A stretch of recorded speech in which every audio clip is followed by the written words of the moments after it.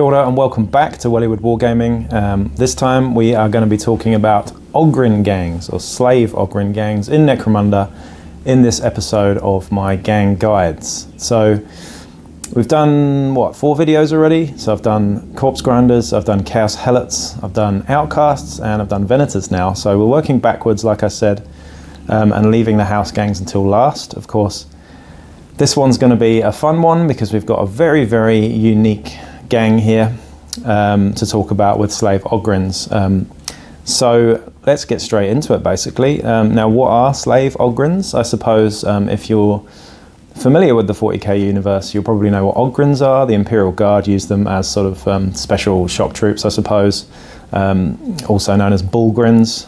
They are huge humanoid ogres, basically space ogres. So if you're used to a fantasy setting, then they are basically ogres. Big, ugly, very strong, very dumb, but they serve a place in Necromunda. Of course, slave Ogryns are by nature slaves, and these guys in the fluff have kind of started a revolution. So they've left their masters, and now they've become outcasts, or outlaws, renegades. Now, where do they fit in Necromunda in terms of the fluff and the playstyle? I mean, like I said, they're a slave uprising of Ogryns, big strong guys that have just had enough abuse from their masters, basically, as far as I'm aware. In terms of playstyle, though, they are very unique. They're very different to anything else. We have big, incredibly strong, tough guys that move quite slowly. They're incredibly hard to bring down, but there aren't very many of them. So that's another thing about Ogryns, of course, is you're used to playing very small crews of very high strength, high toughness, high wounds bodies. So straight into it with the strengths and weaknesses, I think that's the first thing I'm going to talk about. Now, these guys, obviously, I just did a video on Corpse Grinders, and they have a lot of strengths. These guys have some strengths, but they also have some huge weaknesses too. So talking about the strengths quickly, slave Ogryn gangs. So as mentioned, they're incredibly big and tough and strong. So you're looking at very high strength and toughness stats. They've also got multiple wounds. Every single fighter has multiple wounds, whether they're a ganger, a champion, or a leader. And yeah, they hit really hard, basically. So if one of these guys gets in combat with you, depending on whether it's a leader, a champion, or a ganger, they all hit very, very hard, and they're very hard to bring down. So high toughness means that they're very hard to wound. When you do wound them, it means they've usually got multiple wounds, so they can sustain a lot of damage. The other thing I would say is a strength, and we're going to get into the particulars of the equipment they can use. But one strength, if you do want to run them and make them effective in any way, would be to implement the use of grenades. Now, grenades are available to Ogryns, and grenades work in Necromunda based off your strength stat. So the further you can throw a grenade is dictated by how high your strength stat is. So when you have a strength 5 guy, for example, it's 3 times that strength stat. So all of a sudden you can throw a grenade 15 inches instead of your standard 9 inches with a normal ganger.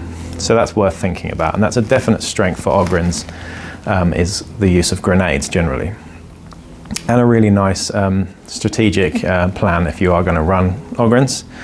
And they have some really unique skills as well. They also have a very unique tactics card deck with some really good tactics in it as well. Of course, you can get the generic tactics cards too, but the Ogryns ones are pretty good, pretty strong, and they get their own skill set, which is muscle skills, basically, which I believe are available to Goliaths too. Of course, if you want to read up on slave Ogryns, you're looking at that book, the one with Goliaths in it, which is the Book of Chains or something. Yeah, you know the one. The Goliath book. It's got slave Ogryns in it. For obvious reasons, it's got all the muscle guys. Book of Muscle, you can call it. So those are their strengths, really. There aren't a huge amount of strengths, to be honest. If I was to put these guys in a tier, they're certainly nowhere near the top. But the interesting thing about Ogryns, and I think many will agree with me, is they are incredibly sort of situational in the way that they play. If you're playing on small boards with not much terrain, they will do much better than if they're playing on big boards with very dense, terrain. So it really does depend on the style of play, the sort of scenarios that you're going to be playing, and some of the campaign rules that your arbitrator might have as well, which might limit your Ogryns to really doing that well. But they're really fun. They can get quite frustrating, and I would not say necessarily that they're a great gang for beginners, because they aren't very forgiving in their play style. Now, some of their weaknesses. Now, there are quite a few weaknesses, I would say.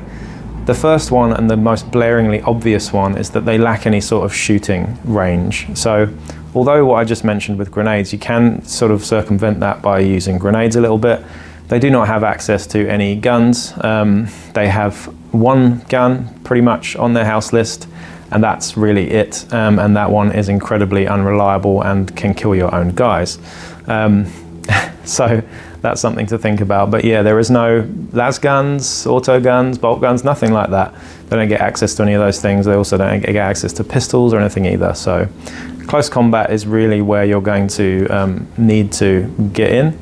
And that can be quite hard with Ogryns in general, because they aren't very fast. So that's another weakness here. We've got quite a slow moving gang all in all. Your leader and your champs generally have average movement, an average sort of initiative as well. So they're okay in that regard. But your Lobo slaves, which we'll get into in a minute, are very slow, plodding guys.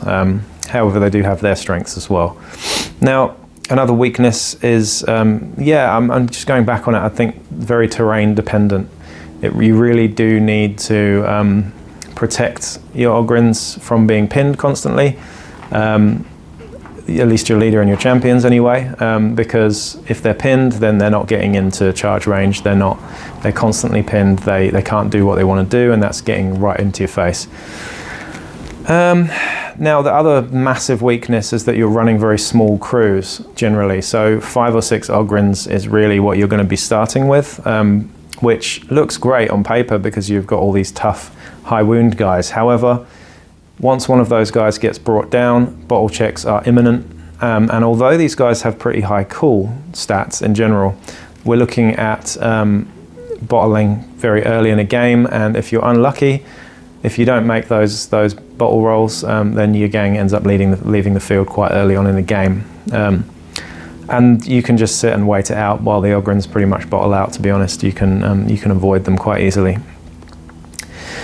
So another stat, I suppose, which is a problem for Ogryns and a hard counter actually in a lot of ways, is that they've got very low willpower generally across the board.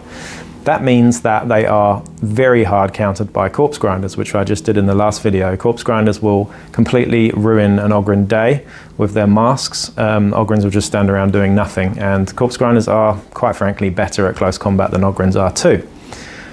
So that's a real problem. It also can affect psychic abilities, weird powers, stuff like that that use willpower as a stat.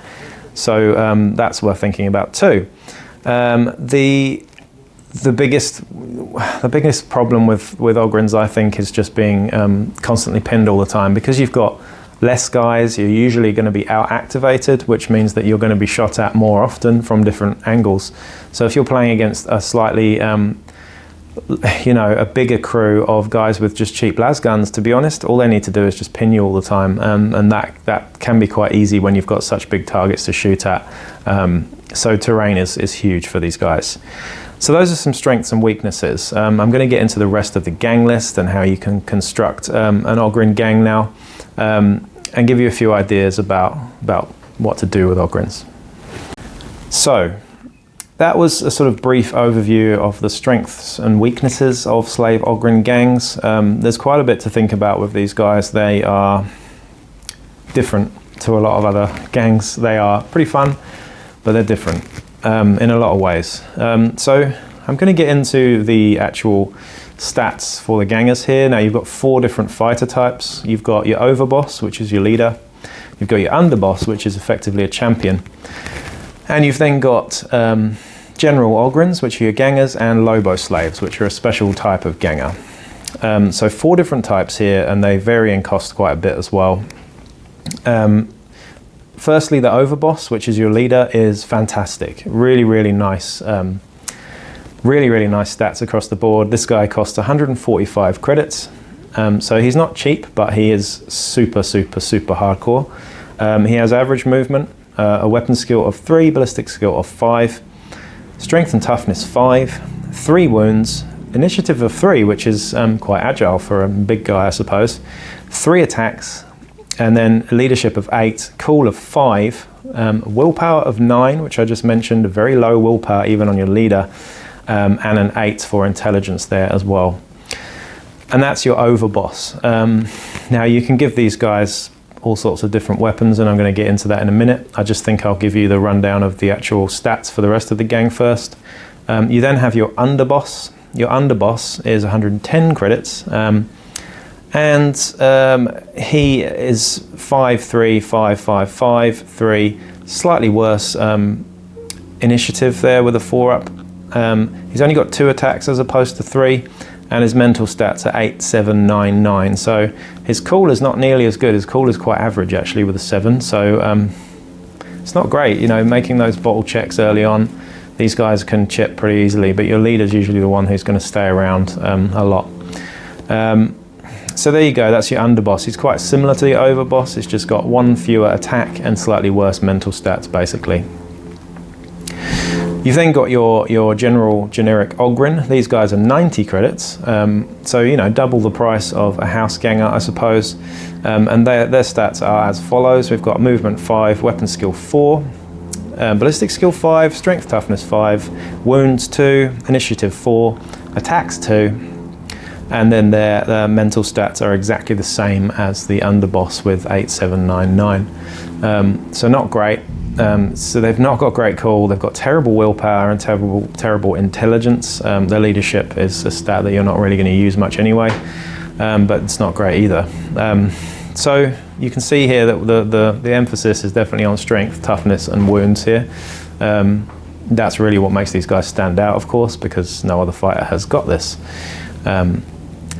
The last one and the most interesting one is your Lobo slaves. Now these guys are the cheapest, they're 70 credits each, which is pretty reasonable for what they do actually. Now these guys are a bit slower with movement 4.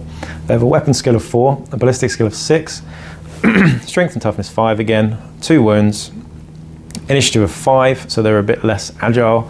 They've got 2 attacks as the rest of them have, and their stats are 5, 5, 10 and 10. So we've got really good leadership and cool. The cool is excellent with a 5, and then we've got an intelligence and a willpower of 10, which is pretty terrible. So they're certainly not opening any security doors, and they're certainly not, you know, they're certainly succumbing to some nasty willpower stuff there as well, and not able to charge corpse grinders, that's for sure.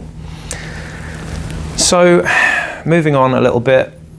Now these guys can be kitted out in a number of ways. The house list is quite minimalist, really, and there's something that needs to be highlighted here, and that's augmetic weapons. Now augmetic weapons are, yeah, cybernetic sort of enhanced arms and stuff like that. So robotic limbs, basically. These guys can have augmetic weapons, but they must have them from creation. They can't just take an augmetic weapon mid-campaign. Augmetic weapons have to be done at gang creation. So that's something that you're really going to have to think about. And some of these augmetic weapons are excellent. We have paired augmetic fists for your leader, which gives you the paired trait. So, I mean, I think we have a leader in our current campaign which dishes out 8 attacks with his augmetic fists. So yeah, 8 attacks with strength, I don't know. He's got a servo harness as well, so he's very, very tough and hits you very, very hard.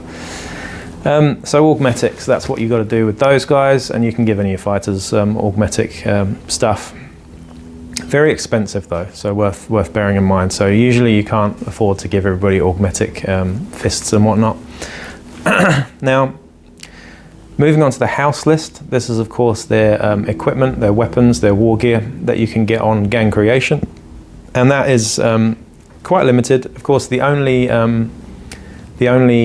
ranged weapon really that they have here in terms of actual ranged weapon is of course the Storm Welder. Now the Storm Welder is a mental weapon. It's fucking crazy. It basically hits things randomly, so it can hit your own guys if you're not careful. However, it does dish out an insane amount of firepower. It's got a lot of rapid fire and it's high strength too. So whatever it does hit, it's going to take down, and it's much more likely to take down opposing fighters than it is Ogryns. However, these things can also explode in your hands as they are, what's the word? You can overcharge. They're basically overcharged like a heavy plasma gun. So they can blow up and hit your own guys. So they're pretty unreliable. When they work, they're great. When they don't, they're terrible. Now you can take those guys if you really want to, but I would give it a miss unless you're playing a very comical gang. The next thing you have, of course, is arc welders, rock saws and rock cutters. So very, very high damage, scary, big weapons that you can really mulch someone in close combat with. However, you don't generally need these things. They're usually very expensive, and I would say that Ogryns hit hard enough without them most of the time. And the last one, which is probably my favorite sort of big close combat weapon, is the las cutter. Now this is basically a versatile close range mining laser, kind of. So you can use this in close combat, and you can use it from a few inches away, and it will pretty much incinerate anything it touches. It's very, very good. However, it is scarce, so it does run out of ammo as well, quite easily. Moving on to close combat weapons here, like the generic sort of close combat weapons, we've got axes, spudjackers, very similar to Goliaths actually. We've got brute cleavers as well, which is also a Goliath weapon. Mauls and all sorts of two-handed weapons there. Now I generally avoid the two-handed weapons because they are usually harder to hit with and don't really add a lot to Ogryns in general. They're usually too expensive for what they do as well. However, axes for 10 credits are excellent for that +1 strength, meaning that you're suddenly going from wounding on 3s to wounding on 2s.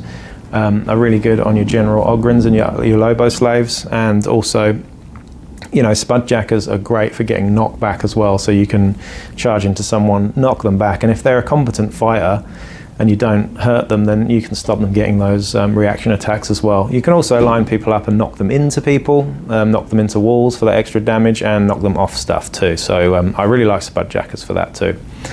Of course, brute cleavers as well, I think for the -1 AP are also really nice too, but they're a bit more expensive than your axes and stuff too. So there you go. Those are your sort of close combat weapons for Ogryns. So not a lot of choice generally. The paired augmetic fists are excellent, and just for the paired trait alone really, and giving you the extra damage and the extra strength is very, very nice too. Particularly on your leader and your champions there.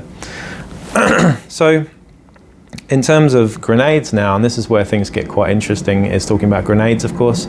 Now you can throw grenades really, really far. And you can give grenades to your champions, your gangers and your leader. I don't think you can give them to your Lobo slaves. I think they're quite restricted in what they can have. But the choices of grenades are pretty good on the house list actually. You've got blasting charges and demo charges, both of which do an insane amount of damage and are strength ×2 in terms of the range that you can throw them. But when you're strength 5, you can certainly throw them 10 inches and that's just fine really. But these do 2 damage and 3 damage respectively. And really, really great 5-inch templates to throw at a bubble of guys and take them all out. Very, very scary, but quite expensive.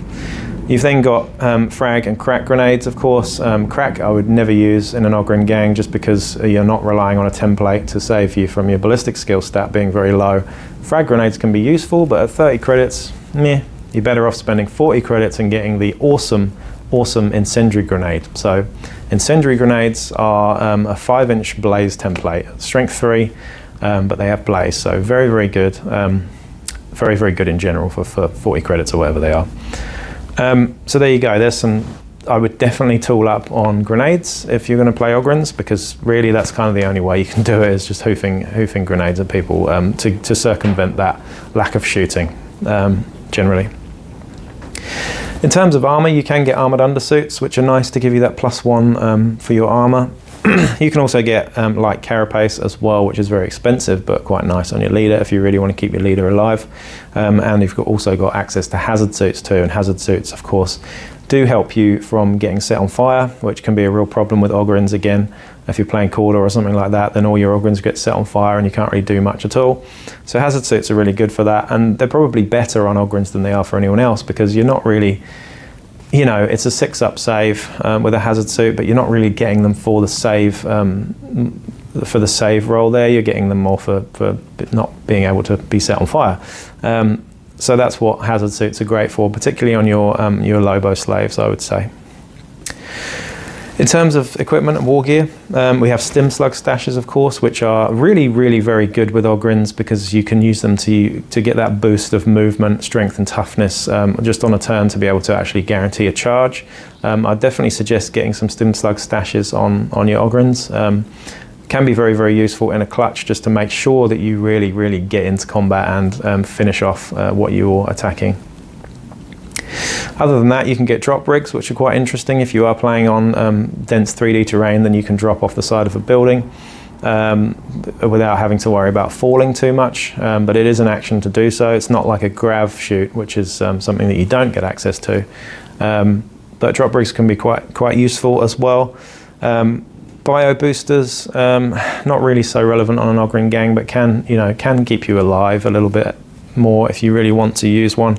Other than that, you've got servo harnesses as well, which can give you all sorts of extra strength and toughness and stuff too.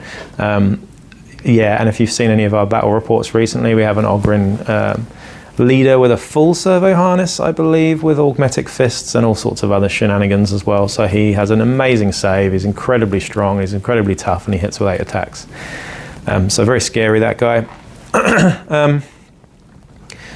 So in terms of the trading posts and stuff, rules as written, Ogryns when they came out didn't have any access to anything outside of their house list, which was really, really shit.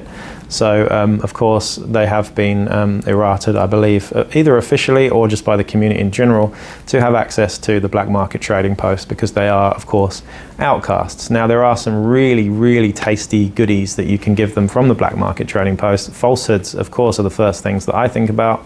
And of course, friends on collars, which I really love too, can be really, really useful for an Ogryn gang. But other things that are worth thinking about: grapnel launchers, I particularly like on Ogryns, and really just about any grenade type for Ogryns can be great, especially some of the cursed grenades that you can use, and even gas grenades, stuff like that too. Very useful on Ogryns.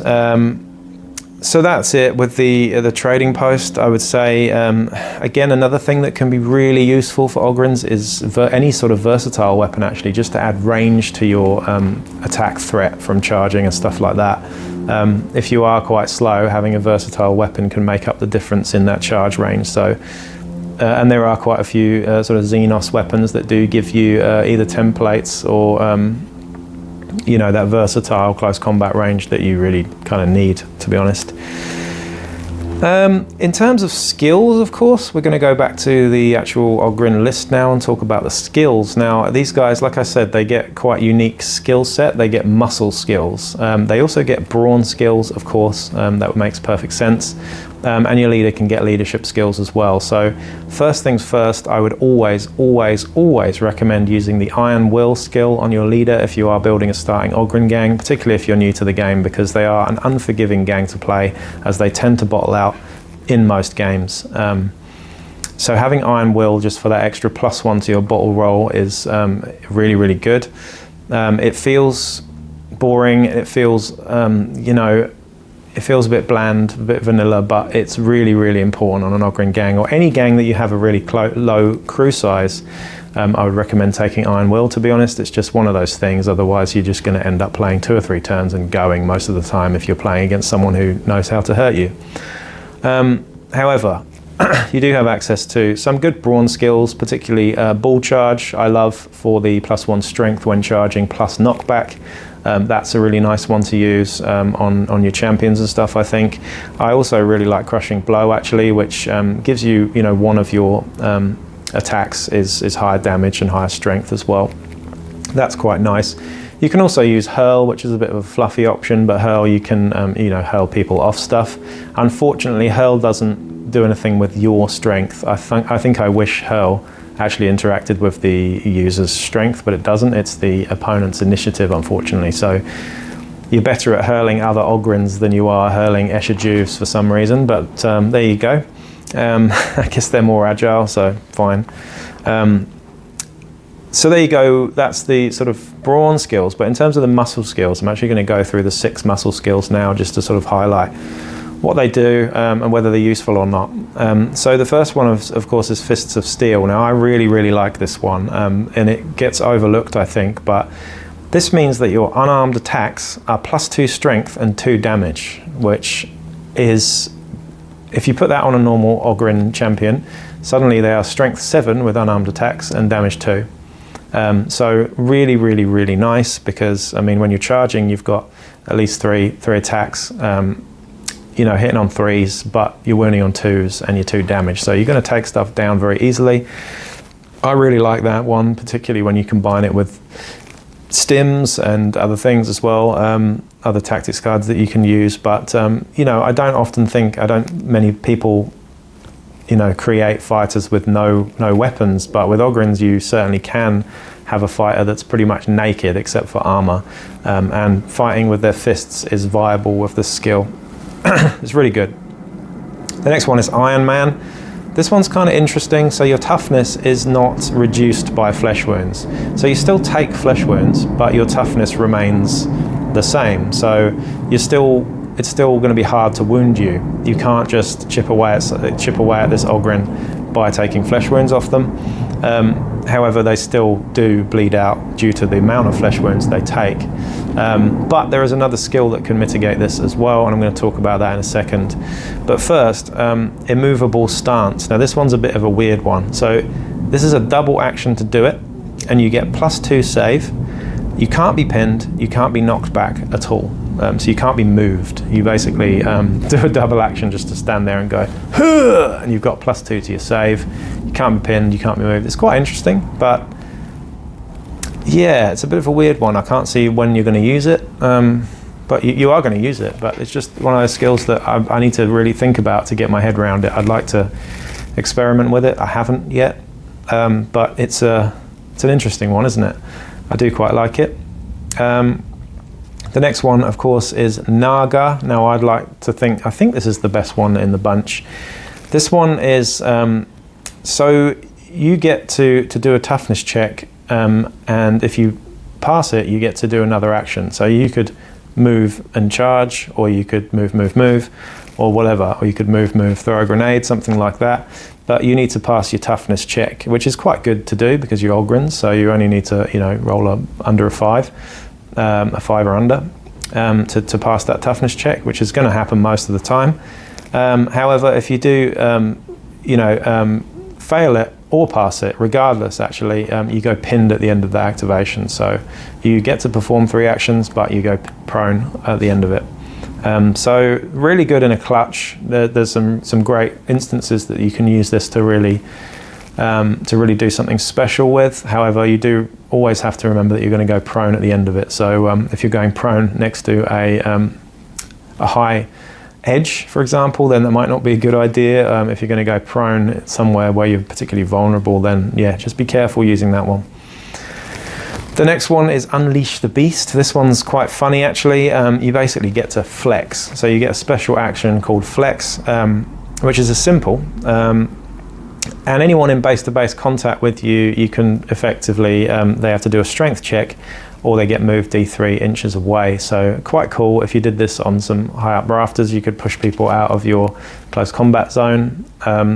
It's quite an interesting one, but it's incredibly situational, and I can't really see a huge amount of use with it normally, because I think if you're in combat with people that are base-to-base with you, you're normally going to want to be punching them in the face if you're Ogryns instead of flexing your muscles, personally. Or hurling them, actually. Hurling might be even better than this one. And the last one, and this is actually a great one too, is Walk It Off. Now, Walk It Off, you get to do a double move and a toughness check to recover either a wound or a flesh wound, which is really powerful. So a double move, a toughness check, and you get to recover either a wound or a flesh wound, which is amazing. If it was just flesh wounds, it would still be good. But the fact that you get to recover wounds is huge, particularly on your leader or your champs with 3 wounds anyway. Really nice skill that, but you do have to double move to do it. And you also have to pass that toughness check too. So those are the muscle skills. So that's really Ogryns in a nutshell. I think in terms of playing them and the strategies that you can use with Ogryns and stuff, they are quite frustrating. I think if you're an experienced player, you can really get the best out of them, mainly by utilising grenades, like I mentioned, and also using some interesting tactics cards and skills, to make them slightly more effective. I think early on in a campaign they are of course better, but late on in a campaign where your opponents tend to have higher damage weapons, more skills and just more stuff than you, can be really, really hard. Of course, just having that low crew size, as soon as you get one or two of your Ogryns injured and you're turning up with maybe 3 fighters per game, that can be also really difficult. So having a balancing mechanic like we do in our campaigns here really helps Ogryns as well. And the main thing, like I said, is really terrain. Terrain is such a huge thing with Ogryns. Like it's huge with everything, but it's even more huge with Ogryns because you really need to get close. If you can get some smoke grenades from the trading post, then that's a really good shout actually, because you can screen with your smoke grenades and move in without worrying about getting pinned constantly. Now, just going back on the fighter types as well, because I have kind of skipped over it a little bit, but there are a few little special rules that your Ogryns get as well. Now, Ogryns do grant +1 assist in close combat, which is worth mentioning. Which is quite nice, but again, it's not, most of the time it's not really going to affect much, because when you do hit stuff you tend to kill it. However, Lobo slaves are the real thing here to talk about, because Lobo slaves cannot be pinned at all. They just cannot be pinned, which is great. So they basically have the Nerves of Steel skill, but they don't have to actually make the cool check roll to remain standing. They just cannot be pinned. Now that is really, really powerful. However, they are quite slow with movement 4 and don't get all the best equipment and war gear that the rest of the guys get. So, however, having these guys just walking towards you slowly throughout the game can be quite intimidating if you don't do something about it fast. They have only got 2 wounds. They're still toughness 5 though, but they can be, they're tough, but they're not too tough. You can take these guys out with a bolt gun. You can take them out with a plasma gun. You can take them out with toxin if you get lucky as well, which I have. And of course you can set them on fire if they don't have hazard suits too. So there are ways to mitigate these guys, but strategies, it's kind of easier to describe strategies playing against Ogryns than it is with Ogryns actually, but the strategy I would always employ playing against Ogryns is to try and pick on one fighter to force that break check. So pick on one of those fighters, isolate them, take them down so you can force that bottle roll. Other than that, I would always try and pin the leader and the champions and the general Ogryns, and pretty much ignore the Lobo slaves and just walk away from them for most of the game if you can do that. So there are quite a few ways of beating Ogryns. However, depends on the scenario. If you're playing a scenario where you're really up close and personal, then you're just going to get mauled by Ogryns big time. But they are a really interesting gang to play, and they do have some really fun stuff. So don't let me put you off Ogryns. There are loads of Ogryn players I know out there that love them. I play them quite often against my 8-year-old son. I will usually play Ogryns just so that he can shoot the hell out of me with his Vansar and usually win. But occasionally I do get in there and give him a really hard time as well. So they are a fun fun gang, and they're not all that bad. I think some of you in the comments are going to be like, shut up, Ogryns are amazing, they're really, really good, you can do this and this and this with them. I know you can, but I just think they do lack the sort of pizzazz that some of the other gangs have, and they can be easily countered by most things that gangs have. Every gang has their little counter to Ogryns, and I feel like Ogryns do get a rough time sometimes. So there you go, that's Ogryns. Play them if you really want to totally paste people in close combat, and if you are not worried about the challenge of playing quite a hard gang to play, to be honest. So anyway, I hope that answers a lot of your questions about Slave Ogryns. This is quite a short video because there's they're only 1 page in a rulebook pretty much. Anything I've missed, please please comment as well, and just sort of let me know.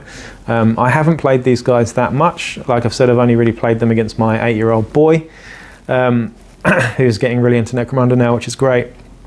However, he is a Van Saar player, so I apologise. I don't know what's happened, but my son's turned into a Van Saar player. Maybe he's adopted. I'm not really sure, but there you go. You can't control what your kids do, unfortunately. You know, I wished he was a Cawdor player, but he's not. He's sadly a Van Saar player. But it is what it is.